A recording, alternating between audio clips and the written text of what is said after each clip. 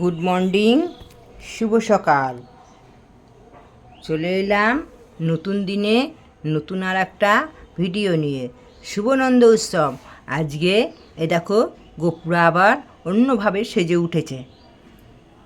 পুজো টুজো সব পুজো হয়ে গেছে। হয়ে যাওয়ার পরে এইবারে পুজো হলো, সব প্রসাদ দেওয়া হলো, গুরুদেবকেও সাজানো হয়ে গেছে। গুরুদেবকে ফুল টুল দেওয়া হয়ে গেছে। ফুল দেওয়া হয়ে গেছে গুরুদেবকে, মাতাকে ফুল দেওয়া হয়ে গেছে। চলে এলাম নতুন দিনে নতুন আর একটা ভিডিও নিয়ে। আশা করি সবাই সুস্থ আছো, ভালো আছো। আমাদের শ্রাবণ পরিক্রমা কালকে শেষ হয়ে গেছে। আজকে থেকে ভাদ্র পরিক্রমা হবে। প্রথমে মন্দির থেকে শুরু হবে। আজ মন্দির থেকে শুরু হবে, দাদারা করবে, মায়েদের যেতে বলেছে, কিন্তু এখন মনে হয় এখন আর যা হবে না। পরে কোনো একদিন কাছাকাছি হলে তখন সেই বাড়িতে আমরা যাব। পুরো মাস ধরে চলবে বা ভাদ্র পরিক্রমা, কেননা আগে ছিল বড় মাস জন্মমাস, এবার ভাদ্র মাসে চললো গুরুদেবের জন্মমাস। ওই জন্যে পুরো ভাদ্র মাস চলবে ভাদ্র পরিক্রমা। গুরুদেবের জন্ম উৎসবের গুরুদেবের জন্মদিন পালন হিসেবে সে ভাদ্র পরিক্রমা চলবে সবার বাড়িতে বলতে। আমরা যেরকম মায়েরা, আমরা তো বিকেলবেলা করছিলাম, দাদারা করবে সন্ধে 7টার পর থেকে করবে। প্রার্থনা করে শুরু করবে, 1.5 ঘন্টার করবে। আজকে মন্দিরে শুরু করবে, তারপরে সবার বাড়িতে বাড়িতে ওরা ঠিক করে রেখেছে কার কোথায় কোথায় যেতে হবে, ঠিক করে রেখেছে।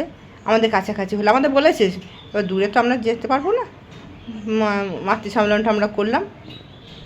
দূরে কাছাকাছি হলে তখন আমরা ভাদ্র পরিক্রমাতে আবার অংশ নেবো, তখন আবার দেখানো যাবে যদি নিতে পারি, দেখি কাছাকাছি। আর যদি দূরে দূরে ধরে নতুন বাড়িতে ধরতে বলেছে, তো ওই জন্যে দূরে হলে তো অসুবিধা, আমাদের রাত হয়ে যাচ্ছে। ঠিক আছে, এখন আপাতত রাখি, টিফিন করি। এই যে নন্দ উৎসবের এই যে ভোগ, তারাও দেখাতে তোমাদের, এই দেখো নন্দ উৎসবের আবার সব দিয়েছি, আবার তালপুরুলি, লুচি, মালপোয়া সব দিয়েছি। ঠিক আছে, গুড ইভিনিং, শুভ সন্ধ্যা। চলে এলাম আবার ডেলি লাইফে ঠাকুরের কথা বলতে শুরু করি। পরম প্রেমময় শ্রী শ্রী ঠাকুরের রাতুল রাঙা চরণে জানাই আমার কোটি কোটি প্রণাম। পরম আরাধ্যা জগজ্জননী চরণে জানাই আমার কোটি কোটি প্রণাম। পরম পূজ্যপাদ বরদার চরণে জানাই আমার কোটি কোটি প্রণাম। পরম পূজ্যপাদ আচার্য দেবের চরণে জানাই আমার কোটি কোটি প্রণাম। ঠাকুর পরিবারের প্রত্যেকের চরণে জানাই আমার কোটি কোটি প্রণাম। এখানে উপস্থিত সকল মায়েদের জানাই আমার আনন্দিত জয়গুরু। বিশ্বাস, একটি ছোট্ট ছেলে, তার মা দুজনায় থাকতো। ছেলেটি খুব মেধাবী। তার মাকে বলল, মা আমি ডাক্তার হব। মা সেই ছেলেটিকে নিয়ে জ্যোতিষীর কাছে গেল। জ্যোতিষী তার হাত দেখে বলল, এ মান যশ সব পাবে, কিন্তু ডাক্তার হতে পারবে না। তখন মাটি বলল, বড় হলে তো হাতের রেখাও পাল্টাতে পারে, আপনি কুষ্টিটা একবার দেখুন। জ্যোতিষী কুষ্টিটা ছুঁড়ে ফেলে দিল, বলল, হবে না বলিস মানে হবেই না। মা তখন ছেলেকে নিয়ে বাড়ি চলে আসলো। বাড়ি এসে ছেলেটিকে বলল, তোর ডাক্তার হওয়া হবে না, তুই অন্য বিষয়ে মন দে। ছেলেটি বলল, মা আমি পরমপিতাকে পেয়েছি, পরমপিতার নাম পেয়েছি, আমি নাম করব আর ভালো করে পড়াশুনো করব, নিশ্চয়ই ডাক্তার হতে পারবো। আর ছেলেটির এই বিশ্বাস একদিন সত্যি হলো। ছেলেটি বড় ডাক্তার হলো। MBBS নয়, সে সার্জিক্যাল বড় ডাক্তার হয়েছে এখন। আর তার বন্ধুরা, তারাও পড়াশোনায় মেধাবী ছিল, কিন্তু তারা ডাক্তার হতে পারল না, কারণ তাদের সঙ্গে ছিল না পরমপিতার নাম। সেই জন্যে তারা হয়তো ডাক্তার হতে পারল না। তাই তো ঠাকুর বলেছেন, তোর জীবনের গাড়ির হ্যান্ডেলটা আমাকে দিয়ে দে, আমি তোর কুষ্টি সমস্ত কিছু ওলট পালট করে তোকে ঠিক জায়গায় তোর ইচ্ছা মতন পৌঁছে দেবো। জয় গুরু।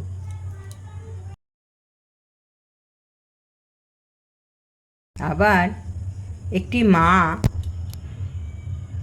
একটি পরিবার ছিল। পরিবারের স্বামী, স্ত্রী আর তার 2টি কন্যা সন্তান। তাদের অবস্থা, অর্থনৈতিক অবস্থা খুবই খারাপ। কিন্তু দাদাটির একটি বদ অভ্যাস ছিল, সে রোজ ঠাকুরের কাছে একবার না গেলে তার যেন পেটের ভাত হজম হতো না। তার বউ এর জন্য তাকে নানা রকমভাবে ভর্ৎসনা করতো, মুখ ঝামটা দিত।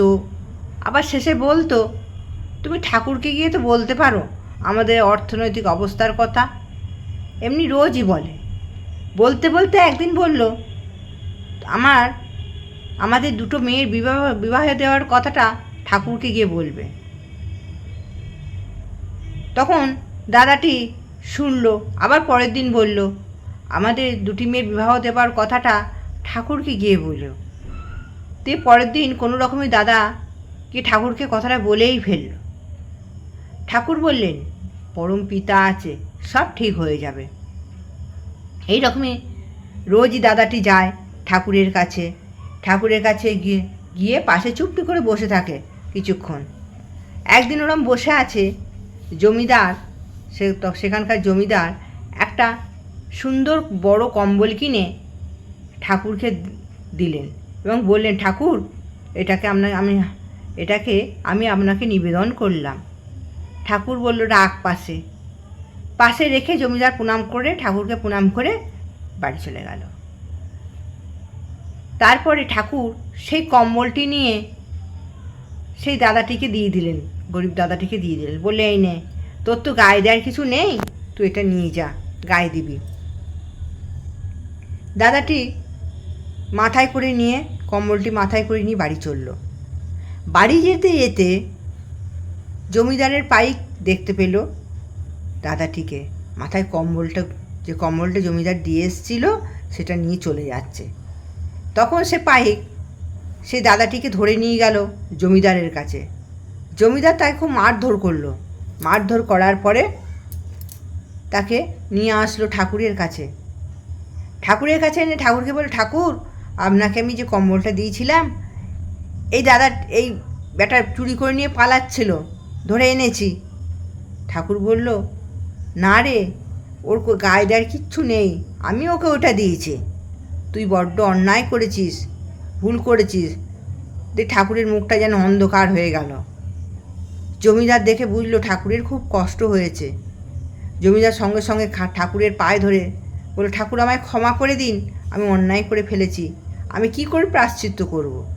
ঠাকুর বলল, ওর 2টো মেয়ে সন্তান আছে, মেয়ে 2টোর ভালো ঘর দেখে বিয়ে দিয়ে দে, তাহলেই তোর প্রায়শ্চিত্ত হয়ে যাবে। জমিদার তখন ভালো ঘর দেখে মেয়ে 2টোর বিয়ে দিয়ে দিল।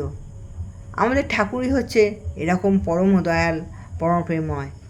কারুর কষ্ট তিনি দেখতে পান না, সবাইকে তিনি ভালোবাসেন। তাই তো আমরা পরম পিতার কৃপা বুঝতে পারি না। তাই তো বলেছেন তিনি, ঈশ্বর তোমায় ভালোবাসেন, তাতে তোমার কি, তুমি না যদি ভালোবাসো ভরসে ডালা ঘি। ঠাকুরকে যদি আমরা একটুখানি ভালোবাসি, তিনি আমাদের বুক দিয়ে আগলে রাখেন। এই সকালবেলায়, ভোরবেলায় আমরা যে ইষ্টভীতি করে সব কাজের শুরুতেই যখন আমরা ইষ্টভীতিটা করছি, ঠাকুর তখন থেকেই আমাদের সঙ্গে, আমাদের মাথার উপর ছাতার মতন আগলে রাখছেন আমাদেরকে, আমাদের সহায় হয়ে থাকছেন। সমস্ত বিপদ আপদ থেকে তিনি বিপদকে হরণ করে নিচ্ছেন সেই ভোরবেলায় ইষ্টভীতি করার ফলে। তার চরণে আমরা নিজেদেরকে সঁপে দিতে পারি যেন। সবাইকার মঙ্গল কামনা করে আজকে ইষ্ট প্রসঙ্গ এখানেই শেষ করলাম। জয় গুরু। এই দেখো বন্ধুরা, চলে এসেছি। আজকে সারাদিন খুবই কম দেখা করতে পেরেছি। শরীরটা যেন একটু আলান্ত হয়ে গেছিলো। তাড়াতাড়ি করে কোনো রকম রান্নাটা করে নিলাম। তাও রান্না করতে গিয়েও যেন দেরি হয়ে যাচ্ছে আজকে। রান্না করতে গিয়ে রান্না টান্না হলো, তাড়াতাড়ি করে রান্না টান্না করে নিলাম, করে নিয়ে তাও যেন দেরি হয়ে যাচ্ছে।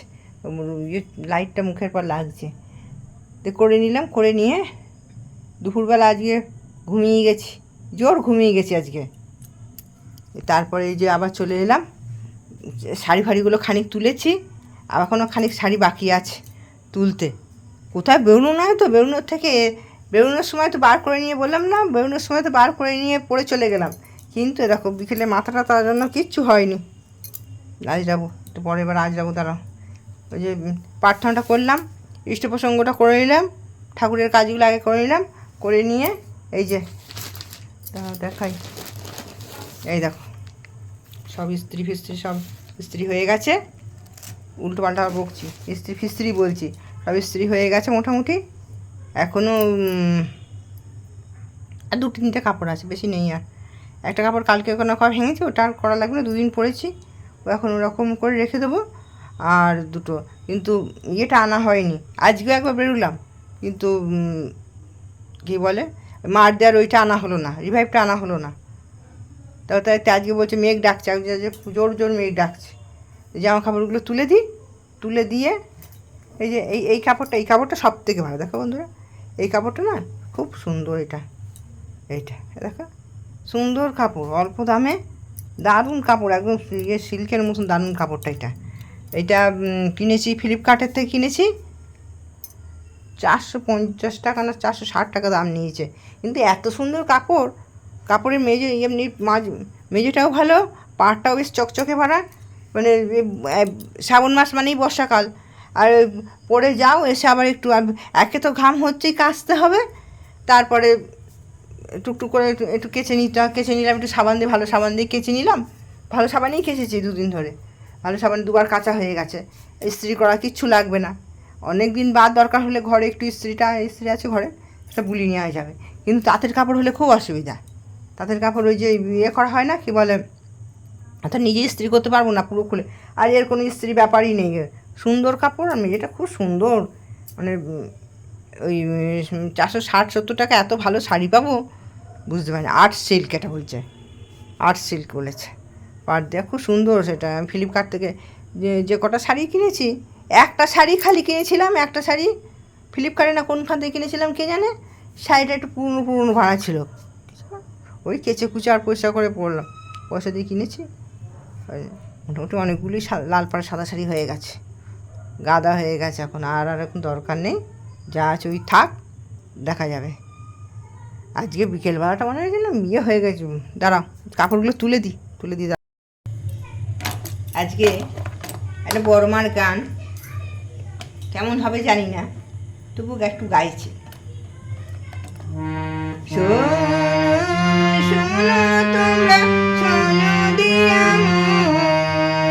জগৎ লক্ষ্মীর কথা করিব বর্ণন, শোনো শোনো তোমরা শোনো দিয়া মন, জগৎ লক্ষ্মীর কথা করিব বর্ণন, শোনো শোনো তোমরা শোনো শোনো তোমরা, সত্য যুগে নারায়ণের হয়ে ঘরণী, সৃষ্টি রক্ষা করতে তুমি লক্ষ্মী নারায়ণী, সত্য যুগে নারায়ণের হয়ে ঘরণী, সৃষ্টি রক্ষা করতে তুমি লক্ষ্মী নারায়ণী, শোনো শোনো তোমরা শোনো শোনো তোমরা, ত্রেতা যুগে সীতা রূপে